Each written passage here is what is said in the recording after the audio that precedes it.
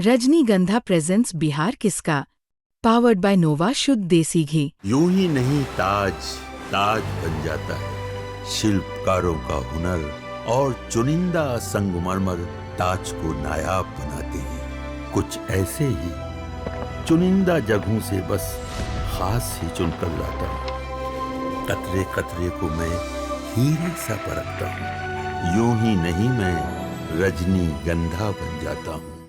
नमस्कार, आप देख रहे हैं बिहार तक और आपके साथ मैं हूं ऋचा शर्मा। बिहार में 121 विधानसभा सीटों पर चुनाव हो चुके हैं।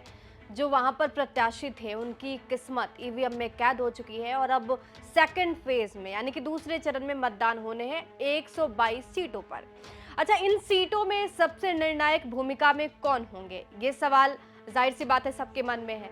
दरअसल फेज 1 में जितनी सीटें थी उनमें यादव बहुल सीटें ज्यादा थी, ऐसे में यादव निर्णायक भूमिका में थे। लेकिन फेज 2 में 122 सीटों पर 11 नवंबर को मतदान होने हैं और इन सीटों में मुस्लिम बहुल इलाका शामिल है, यानी कि ऐसे ज्यादातर सीटें हैं जहां पर मुसलमान निर्णायक भूमिका में रहेंगे। ऐसे में मुस्लिम मतदाताओं का मूड ही तय करेगा कि सेकेंड फेज की जनता किसको अपना सीएम देखती है और किन की किस्मत को वो ऊंचाइयों तक पहुंचा देती है। बहरहाल ये तो वक्त बताएगा और 14 को रिजल्ट आएगा, उसमें ही नतीजे सामने आएंगे। लेकिन आपको बताते हैं कि सेकेंड फेज का जो समीकरण है, सियासी समीकरण आप इसको कह सकते हैं, वो क्या है। दरअसल सेकेंड फेज में चंपारण की 2 सीटों पर, उसके साथ ही आप देखिए इधर सीमांचल, मिथिलांचल, जमुई, बांका जो उस बेल्ट में सीटें आती हैं वहां पर चुनाव होने हैं। इन सीटों पर मुस्लिम मतदाता निर्णायक भूमिका में है। माना जाता है कि बिहार की कुल जनसंख्या का 60% जो मुस्लिम आबादी है वो इन सीटों पर है। ऐसे में ये सीट और यहाँ के मतदाता ही तय करेंगे कि बिहार का अगला भविष्य क्या होगा। ये सवाल प्रशांत किशोर से पूछा गया क्योंकि प्रशांत किशोर भी थर्ड फ्रंट है और पहले जब प्रशांत किशोर की पार्टी चुनाव में नहीं उतरती थी तो ऐसे में महागठबंधन और एनडीए 2 ऑप्शन उम्मीदवार के पास, मतदाताओं के पास होते थे। और माना भी जाता है कि जो मुस्लिम है वो गैर भाजपाई होते हैं, यानी कि गैर भाजपा उम्मीदवारों को मुस्लिम वोटरों का समर्थन प्राप्त होता है। ऐसे में इस बार मुस्लिम किसको वोट करेंगे, क्योंकि एक तरफ वो ना सिर्फ महागठबंधन उनके पास एक ऑप्शन है बल्कि दूसरी तरफ जनसुराज भी एक ऑप्शन के तौर पर इस बार के चुनाव में देखने को मिल रहा है।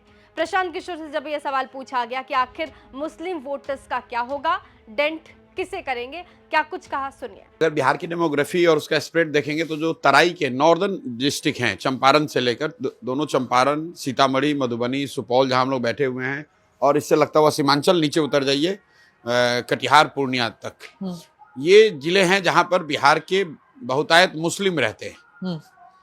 करीब करीब 60% मुस्लिम बिहार के इन्हीं 12-13 जिलों में रहते हैं। तो उस नजरिए से यहाँ पर मुसलमानों के वोटिंग पैटर्न को अगर देखना है तो सेकेंड फेज ज्यादा महत्वपूर्ण है। हाँ। लेकिन इसमें कई जिले ऐसे हैं जहां यादव फैक्टर कम है, तो नेट एमवाई का स्टेट के लेवल पे जो असर है वही सेकेंड फर्स्ट और में कोई बहुत भिन्न नहीं होगा।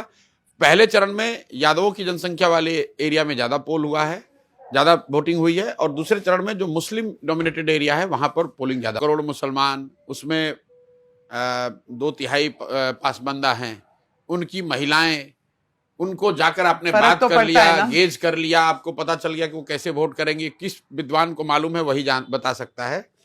देखिए, मुस्लिम महिलाओं के वोटिंग पैटर्न को गेज करना, it is that much more difficult, क्योंकि वो तो सभाओं में आती नहीं है जी, कोई राजनीतिक चर्चा में शामिल नहीं होती है।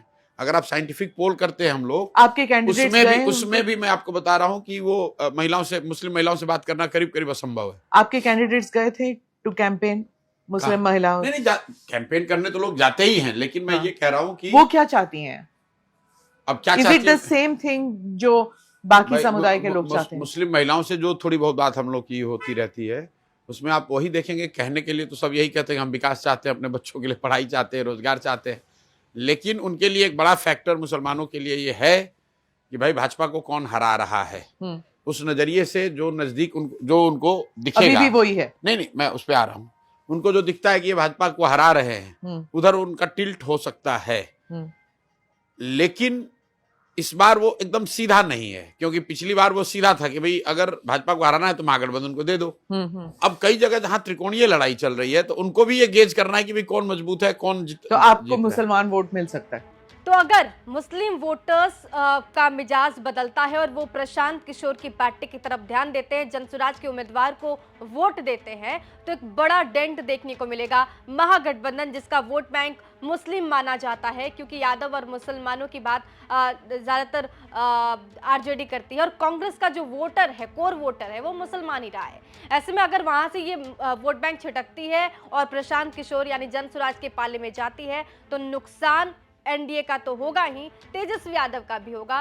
तो अब देखना होगा कि इन सीटों पर सियासी समीकरण जो है, मुस्लिम वोटर्स जिस तरीके से निर्णायक भूमिका निभाने वाले हैं, उनका मिजाज क्या होता है और मुसलमानों का मूड क्या होता है, वही तय करेंगे कि बिहार का सीएम कौन होगा। इसके साथ ही प्रशांत किशोर की पार्टी भी इस फेज में एक बड़ा खेल कर सकती है। आपको इस पे क्या कुछ कहना है, कमेंट बॉक्स में जरूर लिखिएगा। बने रहिए हमारे साथ और देखते रहिए बिहार तक।